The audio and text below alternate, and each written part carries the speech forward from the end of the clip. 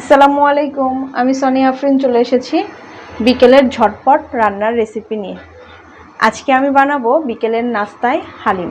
এর জন্য প্রথমে আমি একটা প্যান নিয়েছি, সেইখানে আমি 5 কাপের মতো পানি অ্যাড করে দিব এবং পানিটাকে গরম করে নিব।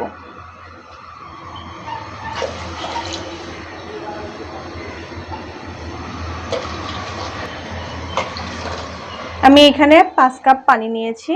পানিটা গরম হয়ে গেলে এটার মধ্যে আমি রেডিমিক্স হালিমটা মিশিয়ে দেব। এখন আমি রেডিমিক্স হালিমটা দিচ্ছি এটার মধ্যে। আস্তে আস্তে নাড়তে হবে যেন দলা পেকে না যায়। আমি অল্প একটু দিচ্ছি আর নাড়ছি।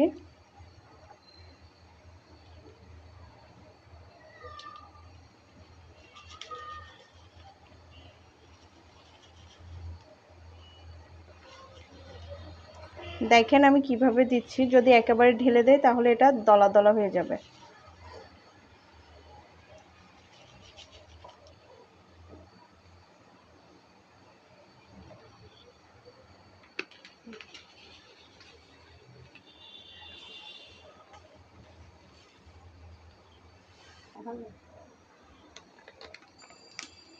আমি এরকম দিয়ে দিয়ে নেড়ে নিচ্ছি। এইখানে যদিও বলছে ওরা 2 কাপ পানি, কিন্তু 2 কাপ পানি তো অনেক বেশি ঘন হয়ে যাবে, কারণ এটাকে মোটামুটি আধা ঘন্টার মতো ফুটতে দিতে হবে। আর এভাবে দিয়ে ফেলেছি আমি সব। এরপরে যতটুকু দলা দলা থাকবে সেটাকে এভাবে ভেঙে দিতে হবে।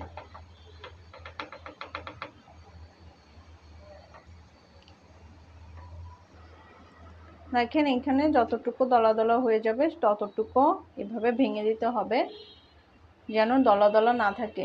আপনারা যেভাবে যে প্রসেসিংয়ে পারেন সেটা ভেঙে দিবেন। আমি এভাবে তুলে তুলে ভেঙে দিচ্ছি। এরপরে আমি এটাকে 15 থেকে আধা ঘন্টা এরকম টাইমে এটাকে ঢেকে রাখবো, যেন ডালটা এই গরম পানিতে আরও বেশি ঘন এবং সিদ্ধ হয়ে যায়। চাইলে আপনারা একটা বাটিতে হালকা গরম পানি নিয়ে সেটা সুন্দর করে পেস্ট করেও এখানে ঢেলে দিতে পারতেন। যে যেভাবে পারবেন সে প্রসেসিংয়েই করবেন এটা, কিন্তু ঢেকে রাখাটা খুবই জরুরি, অর্থাৎ আধা ঘন্টার মতো। আমি যেহেতু অনেক সময় ধরে এটাকে ফুটিয়ে নিয়েছি, এর জন্য আমি 15 মিনিট থেকে আধা ঘন্টা টাইমটা দিয়ে দিচ্ছি। ওকে, এবার আমি এটাকে ঢেকে দিব।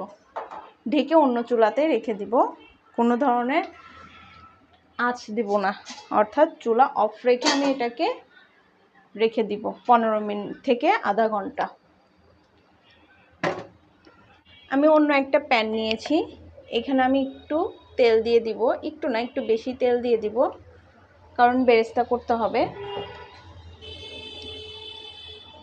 আমি এইখানে আগে থেকে প্রায় 7 থেকে 8টার মতো পেঁয়াজ কুচি করে নিয়েছি। পুরো পেঁয়াজটাই আমি বেরেস্তাতে দিয়ে দিব।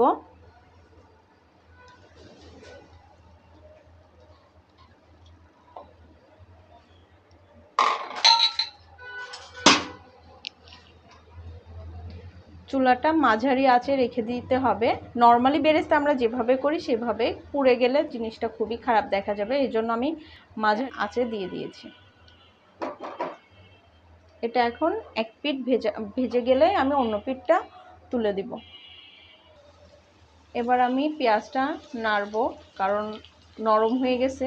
এখন বেশি সময় রেখে দিলে এটা নিচ থেকে পুড়ে যাবে, সেই জন্য বারবার নাড়তে হবে এপিট ওপিট করে। যারা আমার আগের ভিডিওগুলো দেখেছেন তাদেরকে আমি বারবার দেখিয়েছি বেরেস্তাটা কেমন করে করে। আর যারা আমার চ্যানেলের নতুন তারা অবশ্যই আমার আগের ভিডিওগুলো একটু ঘুরে আসবেন, আর আমার ফেসবুক পেজটাতেও একটু গিয়ে ঘুরে আসবেন। যদি ভালো লাগে একটু ফলো দিয়ে আসবেন, আর আমার চ্যানেলটাকে অবশ্যই আপনারা সাবস্ক্রাইব করবেন, কারণ আপনারা এত ভালোবাসেন আমাকে। আমি চাই আমার এই কষ্টের ভিডিওগুলো আপনাদের কাছেও যাক, আর আপনারাও একটু একটু করে আমার এই নর্মাল রান্নাগুলোই শিখে ফেলেন। দেখেন বেরেস্তাটা হয়ে গেছে। এখন আমি এখান থেকে তুলে নিব বেরেস্তা কিছু। প্রায় অর্ধেকের মতো আমি বেরেস্তা তুলে নিব এখান থেকে। বাকিটুকুর মধ্যে আমি মাংস দিয়ে দিব। এখন এখানে যতটুকু বেরেস্তা আছে এটার মধ্যে আমি মাংসটা অ্যাড করে দিব। আমি এখানে প্রথমে দিয়ে দিচ্ছি তেজপাতা, দারচিনি, এলাচ আর লং।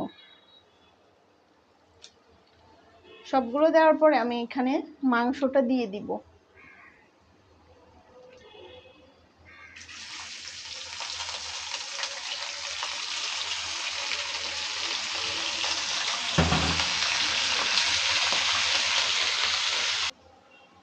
আমি এখন এখানে সব ধরনের মশলা অ্যাড করে দিব।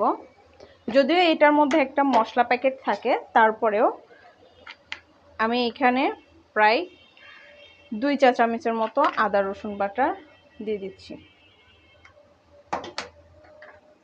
1 চা চামচ আদা, 1 চা চামচ রসুন বাটা। এরপর আমি দিয়ে দিব এই প্যাকেট মশলাটা, যেটা অলরেডি প্যাকেটের মধ্যে ছিল।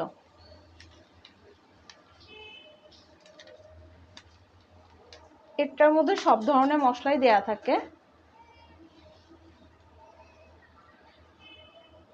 আর যখনই মাংস বা কোনো কিছু বেশি তেল চিটচিট হবে বা তেল ছিটে যাবে, তখন অল্প একটু পানি দিয়ে দিলে সেই তেলটা আর ছিটবে না।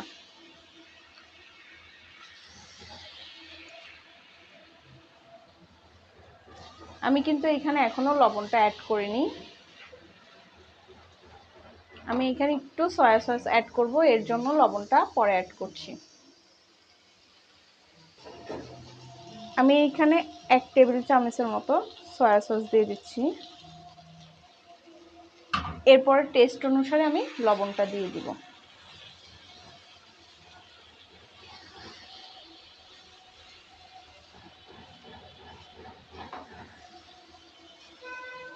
এছাড়াও আমি একটু একটু মশলা অ্যাড করব, সেগুলো আমি একটু পরে অ্যাড করে দিচ্ছি। যেহেতু সব ধরনের মশলা ছিল, তারপর আমি অল্প একটু হলুদের গুঁড়া, মরিচের গুঁড়া আর ধনের গুঁড়া অ্যাড করে দিব। এটা পুরোটাই অপশনাল, তারপরেও আপনারা চাইলে দিতে পারেন। আমি দিয়ে দিচ্ছি।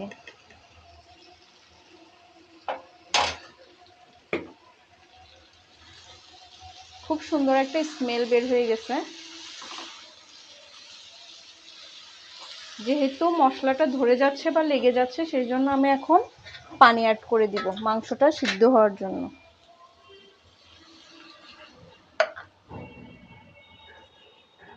আর এইখানে আমি সলিড মাংসের পরিমাণটাই নিয়েছি, হাড় মাংসটা খুব কম নিয়েছি।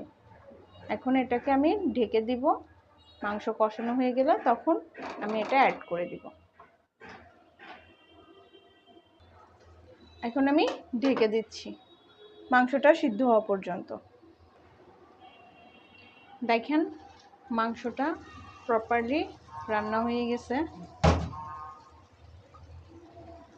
এরকম যখন মাংসের উপরে তেল ছেড়ে দিবে, তখনই বুঝতে হবে মাংসটা হয়ে গেছে। আর নিচ দিয়ে লেগে গেছে, তাহলে বুঝতে হবে যে মাংস পুরোপুরি সিদ্ধ হয়ে গেছে।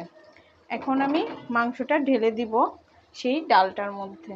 সো আমি মাংসটা এক সাইডে রেখে দেব। আর হ্যাঁ, দেখেন আমি কিন্তু প্রত্যেকটা মাংস রান্না করার সময় এরকম ছিদ্রটা বন্ধ করে দেয়, তাহলে প্রেসার কুকারের মতো মাংসটা ইজিলি সিদ্ধ হয়ে যায়। চলুন আমরা পরবর্তী ধাপে এটাকে মিক্স করে ফেলি। দেখেন আমি এটাকে ঢেকে রেখেছিলাম প্রায় 20 মিনিট ধরে। এখন এটা খুব সুন্দর হয়ে গেছে। একটু দেখাই আপনাদেরকে, দেখেন কতটা ঘন।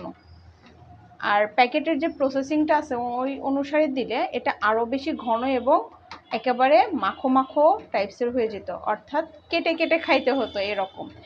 পানির পরিমাণটা একটু বেশি দেবেন, দরকার হয় পরবর্তীতে আপনারা এটাকে একটু জাল করে দিলেই হয়ে যাবে। আর যদি তারপরেও ঘন হয়ে যায়, তখন একটু গরম পানি অ্যাড করে দিলেও হবে। এখন আমি মাংসটা অ্যাড করে দিচ্ছি।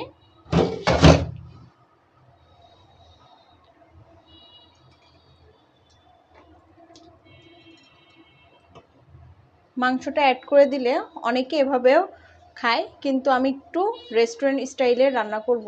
উপর দিয়ে তেল আর বাগারটা দিয়ে দিব।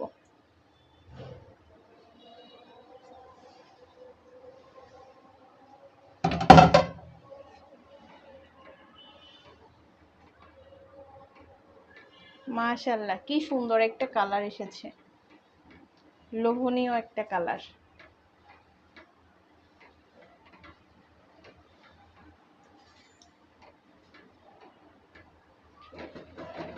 খুব ঝটপটই রান্না করা যায়। রেস্টুরেন্টে না গিয়ে বাসাতেই আমরা কিন্তু রেস্টুরেন্ট স্টাইলের এই মজার মজার খাবারগুলো খেতে পারি। আর এটার সাথে পরোটা না হলে তো জমেই না। হালিমের সাথে মাস্ট বি পরোটা লাগে। তো আমি অফ ক্যামেরায় পরোটাও বানিয়ে ফেলবো। দেখেন মোটামুটি হয়ে গেছে। এবার আমি লবণটা একটু টেস্ট অনুসারে লাগলে অ্যাড করব, না লাগলে কিছু করব না। এখন আমি এটাতে একটু বাগার বা তেল দিয়ে দিব উপর দিয়ে।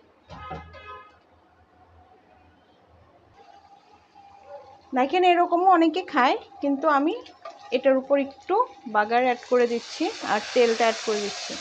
রেস্টুরেন্টে আমরা যখন আনতে যাই দেখি উপর দিয়ে অনেক বেশি তেল, আমরা ভাবি ওরা অনেক বেশি তেল দিয়ে রান্না করেছে, আসলে কিন্তু না। ওরা এভাবে উপর দিয়ে তেলানি বা বাগার দিয়ে দেয়, যেটাতে উপর দিয়ে অনেক বেশি তেল মনে হয়। আর আমার হালিমটা পুরোপুরি হয়ে গেছে, কারণ একটা ঘন ঘন ভাব চলে এসেছে আর বলকটাও চলে এসেছে। দেখেন মাশাআল্লাহ মাশাআল্লাহ। বাসায় অবশ্যই ট্রাই করবেন আপনারা সবাই। আজকের মতো এই পর্যন্তই, দেখা হবে নতুন কোনো ভিডিওতে ইনশাল্লাহ। দেখেন রেডি হয়ে গেছে আমার পরোটা আর চিকেন হালিম। সুস্বাদুভাবে বাসাতেই কিন্তু আপনারা রেস্টুরেন্ট স্টাইলের চিকেন হালিমটা আর পরোটা করতে পারেন। আমি পরোটাটা অফলাইনে করে নিয়েছি, আপনারা আপনাদের মতো করে নেবেন। আজকের মতো এ পর্যন্তই, দেখা হবে নতুন কোনো ভিডিওতে। আর ঝটপট বিকেলের নাস্তার ভিডিওগুলো দেখতে হলে অবশ্যই আমার চ্যানেলটা সাবস্ক্রাইব করে রাখতে হবে। আল্লাহ হাফেজ, আসসালামু আলাইকুম।